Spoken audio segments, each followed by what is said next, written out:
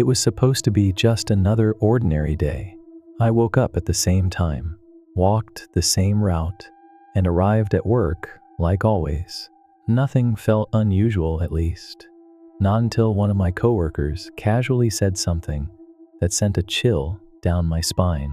As soon as I stepped into the office, he gave me a confused look and mentioned that he had just seen me in the elevator earlier. He asked why I was coming in again. At first, I laughed, thinking he was just messing with me. But then I noticed something unsettling in his expression. I had woken up late that morning and had only just arrived at work. There was absolutely no way he could have seen me before. When I told him that, his face shifted from confusion to something much closer to fear. He insisted he had seen me. He even swore that I had looked directly at him, nodded, and was wearing the exact same outfit I had on now. A strange unease settled in my chest, but I brushed it off, convincing myself he must have seen someone who just looked like me. But as the day went on, more people started mentioning similar encounters. That afternoon, another coworker stopped me in the hallway and asked why I had ignored him earlier when he greeted me near the break room. The problem was, I hadn't even been near the break room all day. The more these strange encounters happened, the harder it became to ignore the gnawing feeling that something was seriously wrong. People weren't just seeing someone who vaguely resembled me. They were interacting with him. And then I saw him myself. That night, after staying late to finish some work, I was walking toward the parking lot when I noticed someone standing near my car. At first, I assumed it was just another employee heading home. But as I got closer, my entire body froze. The person standing by my car wasn't just similar to me. He was identical. He was wearing the exact same clothes. His hair, his posture, even the way he tilted his head slightly. It was like looking into a mirror, but something was horribly, horribly wrong. I stood there, unable to move, as he slowly turned his head toward me. And that's when I saw it, his expression.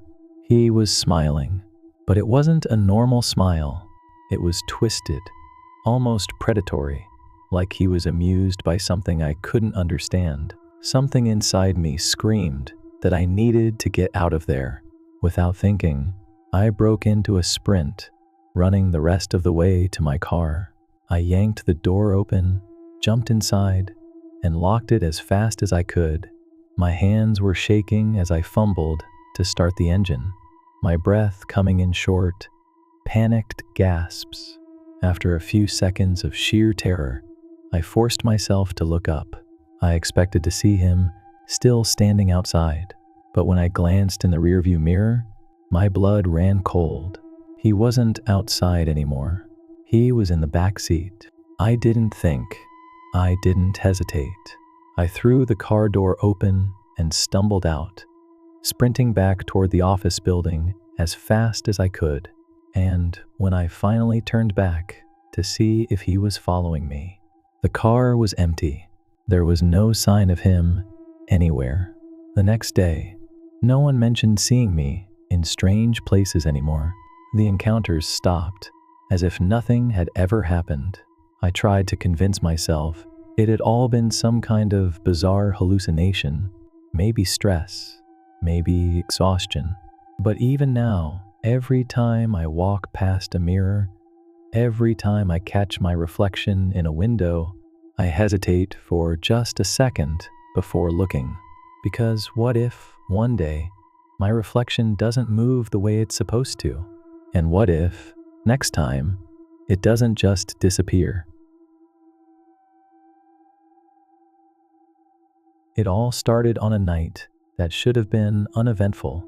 One of those evenings where the air felt crisp and the streets were eerily quiet, as if the world itself had paused, holding its breath.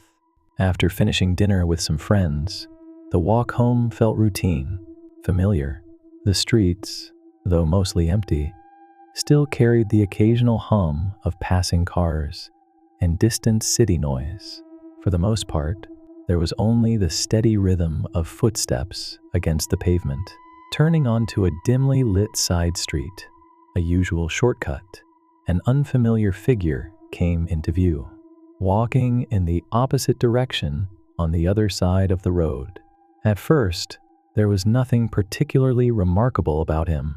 He was dressed in an outdated yet oddly formal gray suit, his posture rigid yet deliberate, as if each step had been rehearsed. But something about him demanded attention, a presence that was impossible to ignore.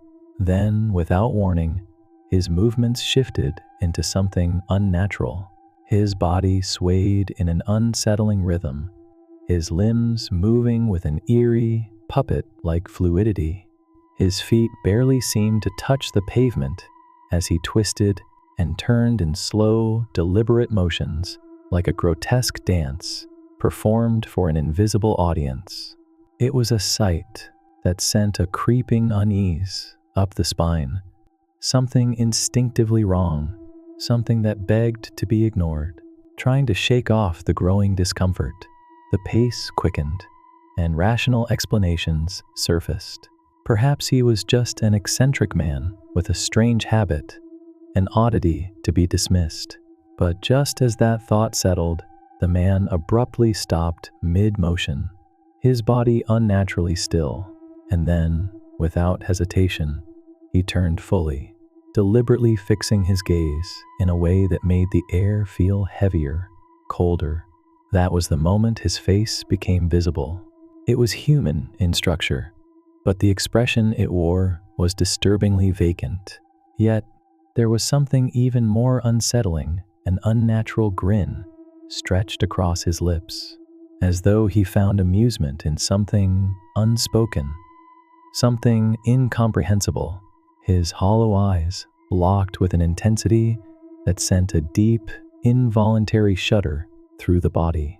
This was not a simple case of an odd passerby. This was something else entirely. And then he moved. Not quite a walk, not quite a run. His steps were calculated, precise, as though he already knew exactly how much time he needed to close the distance. A slow, deliberate pursuit. The instinct to flee was immediate. Eyes averted, pace quickened, a silent plea that this was nothing more than an unnerving but harmless encounter. But then, a shift in movement caught the corner of the eye. An attempt to cross the street was met with perfect synchronization. He did the same, mirroring every step with an unnatural precision. The situation had become undeniable. This was not random. This was deliberate. Panic began to set in, heartbeat pounding louder than the city's distant murmur. Each attempt to gain distance was met with flawless mimicry. And then, when it seemed as though escape might still be possible, the man resumed his dance. His body contorted, twisting in ways that defied all logic or reason. A grotesque display, performed just for one person. Survival instincts took over. The route changed. A sharp turn onto another street, the singular focus now on reaching the safety of home. The apartment was close, just a few more blocks. If the door could be reached, locked, then maybe this nightmare would finally end. But just as that thought provided the faintest sense of relief, the sound that had been dreaded most shattered the silence. Footsteps, no longer gliding, no longer deliberate, running, faster, closer. There was no mistaking it now. He was chasing. The sprint toward home became desperate, lungs burning, legs screaming in protest. The world blurred, but nothing else mattered except reaching that door. The streetlights flickered past, breath ragged, heart hammering against the ribs. But behind it all, that sound remained relentless, closing in far too quickly. Then, finally, the apartment building came into view. Hands, trembling and frantic, dove into pockets, fingers fumbling for keys. The door was within reach, just a few more steps. The presence loomed closer, the weight of it pressing against the senses. The key found the lock, the door was yanked open, and without a second to spare, the body was thrown inside. The door slammed shut, the deadbolt turned, and then silence. For what felt like an eternity, there was nothing. No movement, no sound, just the deafening stillness of an empty hallway and the erratic, uneven breaths of someone who had barely outrun something they couldn't understand. But then, just as reality started to settle, a knock, soft, deliberate. The body went rigid, breath caught in the throat. Stillness returned, a desperate hope that if no response came, it would simply go away. But then, from the other side of the door, a voice, calm, almost playful, a single question. Why did you stop running? And even now, long after that night, there are moments when the feeling of being watched lingers, when an unseen presence seems to hover just out of view. And sometimes, in the dead of night, when everything is still there, it is again. I have always been drawn to the unknown, the dark corners of the internet, where reality and the surreal intertwine, where the lines between truth and fiction blur. For years, I had read countless stories about the deep web, from chilling urban legends to unsettling real-life encounters. I knew the warnings, I understood the dangers, but they always felt like someone else's problem, until the night it became mine. That night was supposed to be like any other. The faint glow of my monitor cast long shadows across my dimly lit room as I mindlessly scrolled through deep web forums, skimming past conspiracy theories, encrypted chat rooms, and bizarre discussions. Most of it was the same recycled nonsense I had seen before: government cover-ups, strange codes, and ridiculous hoaxes. But then, a single post caught my eye. It had no context, no replies, just one ominous sentence: "Follow the white rabbit. Time is running out." Below it was an onion link. I hesitated, my fingers hovering over the mouse. It was probably just another elaborate prank, some cryptic bait meant to intrigue reckless users. But something about it felt different. It was as if the message had been meant for me. My instincts screamed at me to ignore it. I clicked anyway. The screen immediately went black, and for a few seconds, nothing happened. Then, a white text box flickered into existence. Slowly, letters began to appear, as if someone on the other end was typing in real time. "Welcome. Are you ready for the test?" A cold sweat formed on my back. This wasn't a prank. The screen flickered again, presenting me with two options: begin or leave. I hesitated, my hands hovering over the keyboard. Was this some kind of psychological experiment? A social experiment, maybe. Or was it something much worse? Every part of me wanted to close the window and pretend I had never seen it. But my curiosity won. I typed begin and pressed enter. The screen changed instantly. A video began playing. The footage was grainy, shaky, like it had been recorded on an old handheld camera. At first, it was too distorted to make out any details, but as the frame stabilized, I saw it: a small, windowless concrete room. A single wooden chair sat in the center, illuminated by a dim, flickering light. Then something moved. A figure stepped out from the shadows, tall, unnaturally thin, dressed in tattered, stained clothing. But the worst part wasn't his body. It was his face, a white rabbit mask. The mask's grotesque, exaggerated grin stretched unnaturally wide, and its hollow, empty eye sockets seemed to stare directly at me beyond the screen, as if it could see me sitting there. For several unbearable seconds, the figure stood motionless, head tilted slightly, staring. Then, without warning, it turned and walked out of frame. The screen cut to black. New words appeared. "They are watching." A chill ran down my spine, and then my laptop's camera light turned on. I hadn't touched anything. My stomach dropped as my hands hovered frozen over the keyboard.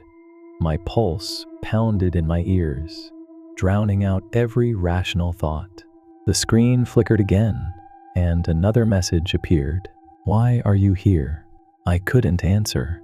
I didn't dare move. The screen flickered once more. Another video started playing. This time, it wasn't an empty room. It was a street. The footage was shaky, as if someone was walking, recording as they moved.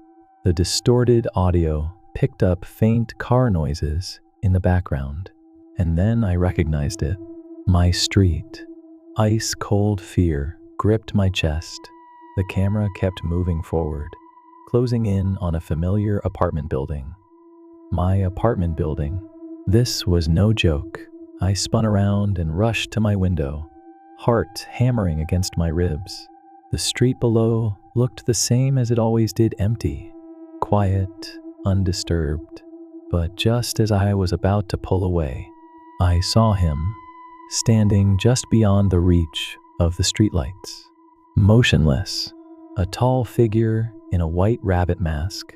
He wasn't moving. He wasn't breathing. He was just staring. My phone buzzed violently on my desk, hands shaking. I picked it up. One new message. "Run." Then footsteps. Close. Too close. I didn't think. I bolted. Tearing through my apartment, I flung open the door and sprinted down the stairwell, skipping steps, nearly tripping over myself in sheer panic. The idea of taking the elevator never even crossed my mind. If those doors closed at the wrong moment, I'd be trapped. I didn't stop. I didn't look back. I ran until I burst through the building's front entrance and into the freezing night air. I kept running. My legs burned. My lungs screamed for air, but I didn't stop. I didn't know where I was going. I just knew I had to get away. At some point, after what felt like an eternity, I stumbled into a dark alleyway, my chest heaving, my hands trembling. I pressed myself against the cold brick wall, forcing myself to stay quiet, to listen. Nothing. The streets were empty. No rabbit mask, no footsteps, no sign that anything had ever been there. Was it over? I took a deep, shaky breath and reached for my phone. My hands were still trembling as I tried to unlock the screen, but as soon as I did, the display flickered violently. Then, a new message appeared. "Don't turn around." A breath caught in my throat. My entire body froze. Somewhere just behind me, I heard it. A soft, slow inhale. Not mine. I clenched my jaw, every instinct screaming at me to run, but I couldn't move. My muscles were locked in place, paralyzed by fear. Then, without thinking, I ran. I ran until my legs gave out, and I never went back. I never returned to that apartment, never used that laptop again. But no matter how far I went, no matter where I hid, the feeling never left me. That suffocating sense of being watched. Sometimes in crowded streets, in subway windows, in hotel corridors, I see it just for a split second. A glimpse of white, a mask, a grin. And tonight, as I sit here writing this, my screen flickers once more. A final message appears. It's good to see you again.